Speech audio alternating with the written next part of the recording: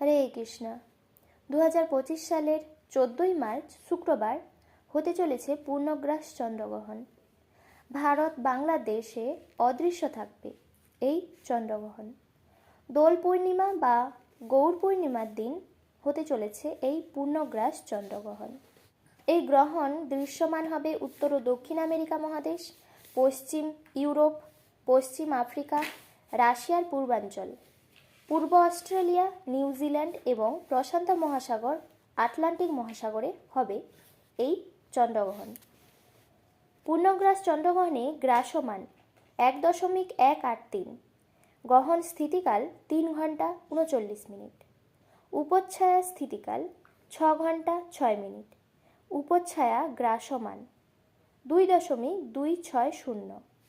ভারতে এই পূর্ণগ্রাস চন্দ্রগ্রহণ শুরু হচ্ছে সকাল 10টা 39 এবং গ্রহণ সমাপ্তি হচ্ছে দুপুর 2:18 এবং উপচ্ছায়া স্পর্শ হবে 9টা 26 এবং উপচ্ছায়া মোক্ষ হবে বিকেল 3টে 32 এবং বাংলাদেশে এই গ্রহণ শুরু হবে সকাল 11টা 9 এবং গ্রহণ সমাপ্তি হবে 2:48 এবং উপচ্ছায়া স্পর্শ হবে 9টা 56 এবং উপচ্ছায়া মোক্ষ হবে 4টে 2।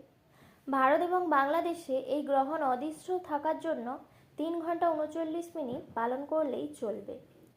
অনেকের প্রশ্ন, চন্দ্রগ্রহণ তো রাতে হয়, তাহলে কেন বাংলাদেশ ভারতে এই গ্রহণ দিনে হচ্ছে? তো আসলে এই গ্রহণের মূল কেন্দ্রবিন্দু হলো আমেরিকা, কানাডা, চিলি সহ উত্তর ও দক্ষিণ আমেরিকা মহাদেশে। তো এই আমেরিকা, কানাডা, চিলি সময়ানুসারে রাতের বেলাতেই হচ্ছে এই চন্দ্রগ্রহণ। যখন আমেরিকা কানাডা রাত, তখন ভারতে দিন, তাই ভারতের সময়ানুসারে সেটি দিনে হচ্ছে। চন্দ্রগ্রহণের সময় এই কাজগুলি করবেন না। গ্রহণের সময় খাবেন না, রান্না, তেল মালিশ, পানীয় জল গ্রহণ, মলমূত্র ত্যাগ, চুল আঁচড়ানো এগুলি করবেন না।